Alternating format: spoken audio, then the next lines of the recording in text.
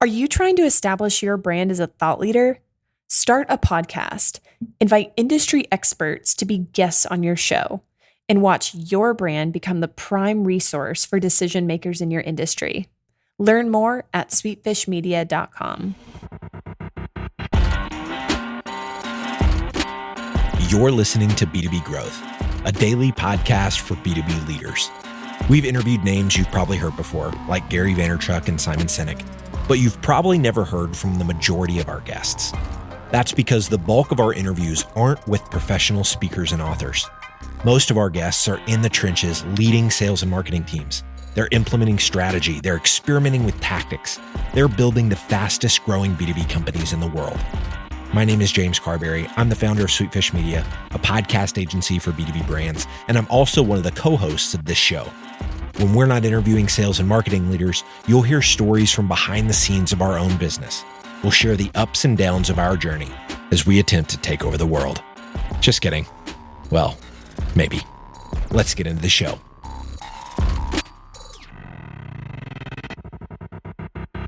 Welcome back to the B2B Growth Show. I'm your host for today's episode, Sean Blackburn with Sweetfish Media. I'm joined today by David Spinks. He is the founder and CEO of CMX, and he's also the VP of Community at Bevy. David, how are you doing today? I'm not too bad. Happy to be here. Thanks for having me.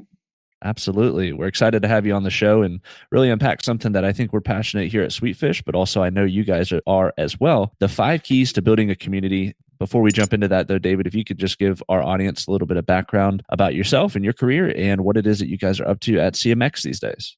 Yeah, so I've been working on community for different brands for about 10 years.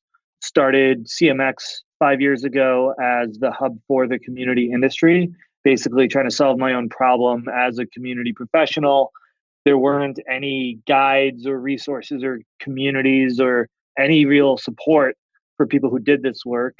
And so we created CMX with the goal of bringing together all the community professionals in the world and providing them with the support, education, and connections they need to be successful at building communities and successful in their career. So we've been working on that for 5 years. We've run 9 conferences. We've developed training and education programs for hundreds of different organizations. We've licensed training to companies like Facebook that distributed our community programs to their millions of admins to teach them how to build a community. And we've developed a network of about 20,000 community professionals across our channels, all with the idea of really exploring what it means for a business to build a community and to help people learn how to do that and get the resources they need. Very cool. And I love what you guys have done overall. It's so meta that you guys have created a community around creating communities. And so I just love that you have taken your own model and experimented. And really, I'm excited to hear what you unpack for us today. But there also is some big news for CMX as well that's pretty recent. Yeah, we were just acquired. So a company called Bevy acquired CMX and we're teaming up. It was a really, really great alignment and fit in that Bevy is a software platform that is growing really fast. They help businesses scale up their local event programs and in real life communities. So if you're a company like Salesforce, for example, is one of their customers, they run hundreds of chapters around the world, community events that are run by volunteers, by employees, by different people. Historically, companies that run all these different events around the world would probably use many different tools to manage them and try to gather all the data, and it would just be a huge headache.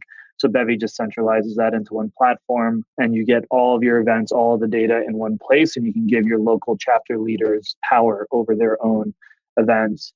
And so it's a tool that I've been watching get built for a few years. They've been a great partner of ours. And we started exploring about 3 months ago the opportunity of what would it look like if we teamed up to really take this industry to the next level.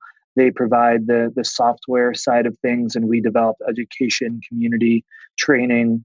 So we decided to team up, and it's going to be a really exciting year. It's great. And anything kind of right off the top that you're excited about with this new partnership? So much. We're moving fast. I just went from a 3-person bootstrap company to a 25-person VC-backed company. So I'm excited to have resources and a team around us.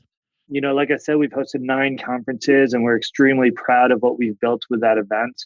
But, you know, we want to be able to take bigger swings that we haven't always been able to take as a bootstrap company, and now we can. So we're planning to grow the event pretty substantially this year, go a lot bigger, level up speakers, get every vendor, every sponsor in the space to really bring the whole ecosystem together in a way that we always envisioned.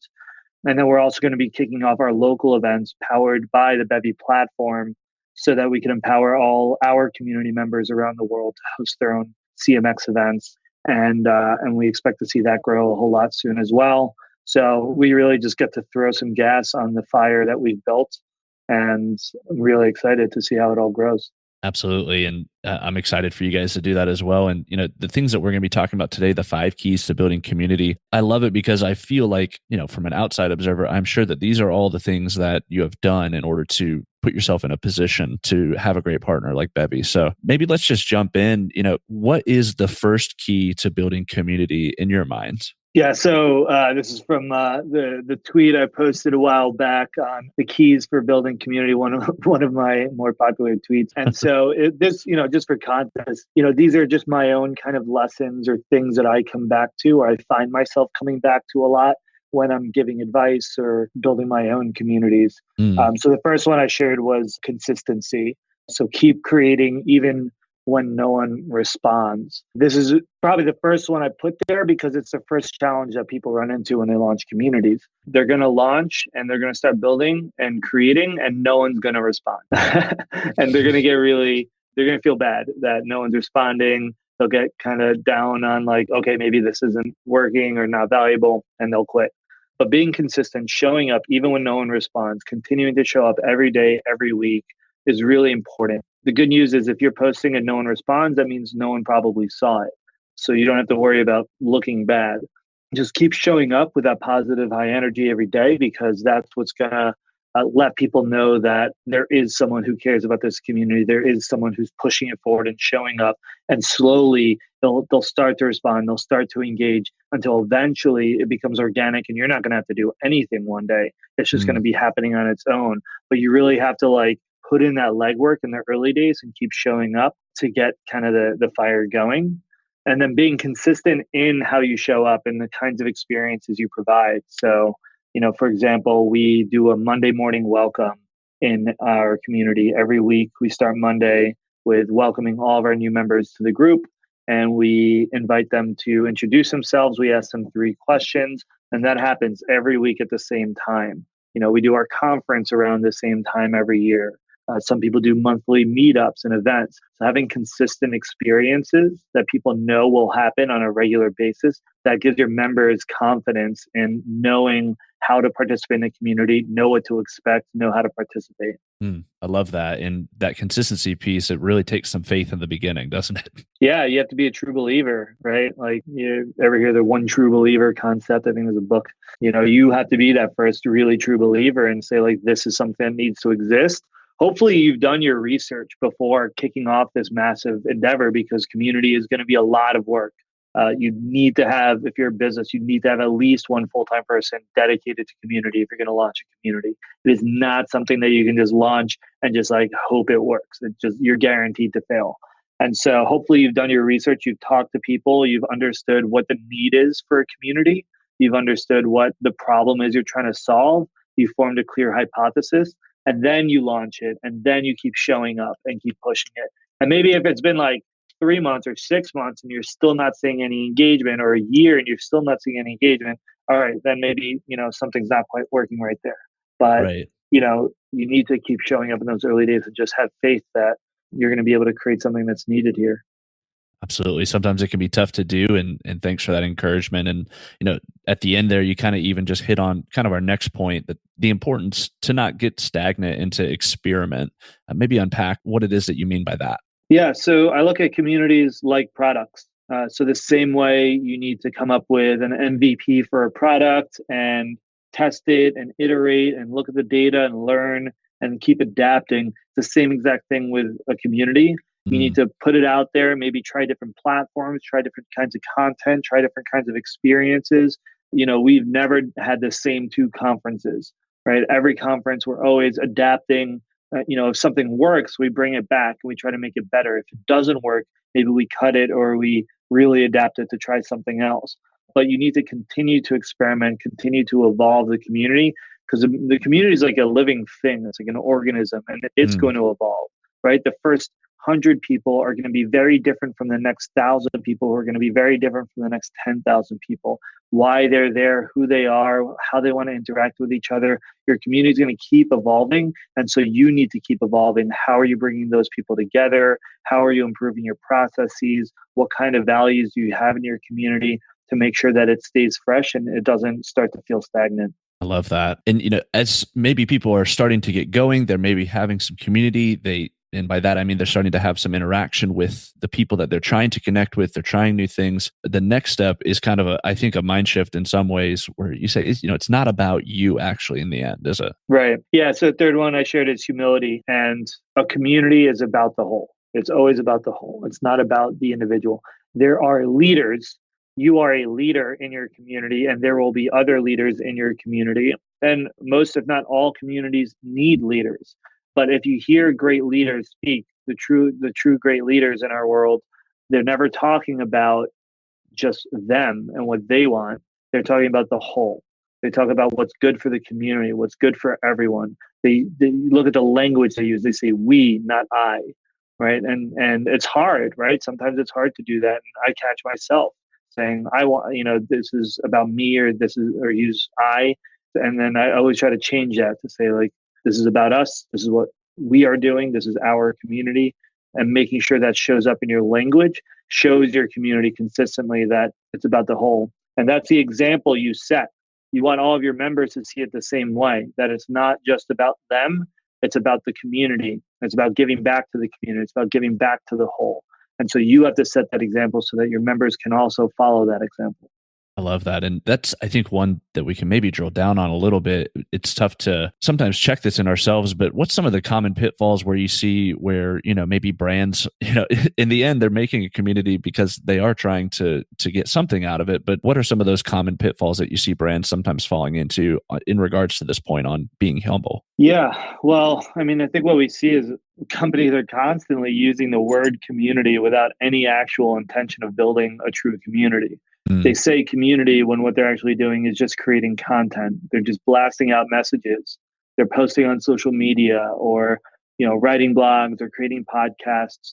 And that's all great. Content is extremely important, and it's a critical part of community. But what makes it a community is that connection to each other. It's that we are part of something together, that we're all valuable here. We are all contributing. It's not just us blasting out a message to a lot of people. It's those people creating for each other as well. And so brands certainly make it all about them, all about their message, all about their brand, all about their calls to action.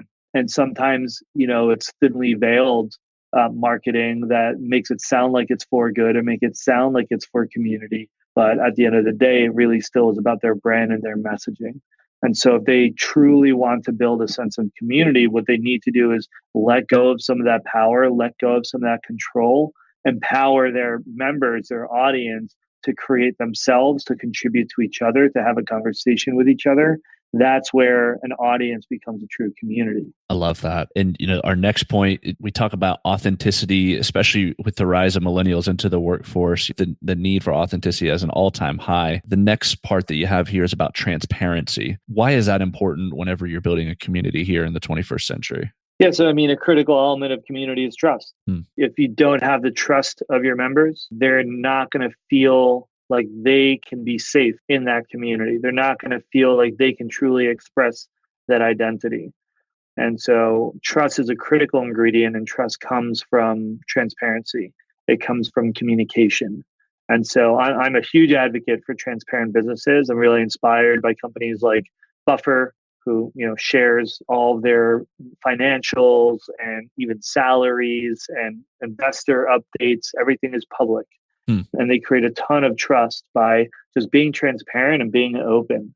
And I think that's extremely important in a community, because if a leader is not being transparent, the community will know. Eventually they'll know. And you're going to make mistakes as a leader, right? Like I whenever I give talks, I ask, how many of you have made a mistake in your community? Every single hand goes up without fail. And so clearly everyone's going to make a mistake. How you respond to that mistake is what's important. Because if you think about trust as a glass of water, that's how I like to visualize it. And so say you have a full glass of water, or let's say it's a half full glass of water, right? And you make a mistake, that level is going to go down. You're going to lose water in the glass. But if you're actually transparent about making that mistake, you own it, you accept it, and you work with a community to resolve it and make improvements, you can actually fill up the glass higher than it was before. You can gain a lot more respect in how you respond to mistakes, how you're transparent in times when that's really difficult. You earn that trust. And by continuing to build that trust over time, that's the fabric of community that makes community members trust the leadership, that makes them trust the community, that makes them trust each other. And that's really important because as soon as you lose trust, that's where communities spiral into disarray and eventually just lose engagement and will die. I really like your last point here as well, the importance of keeping it positive. Why is that important as you're starting to get into the grind of the hard work of building a community? Yeah, it's funny because I've had people give me feedback that they don't like to necessarily always be positive in their community because there's sometimes being negative is part of that identity for that community. Personally, I think as a leader, it's really important. So what I shared here was energy, keep it high, keep it positive. So again, you are the example. The leader is going to set the example for how other members interact in your community.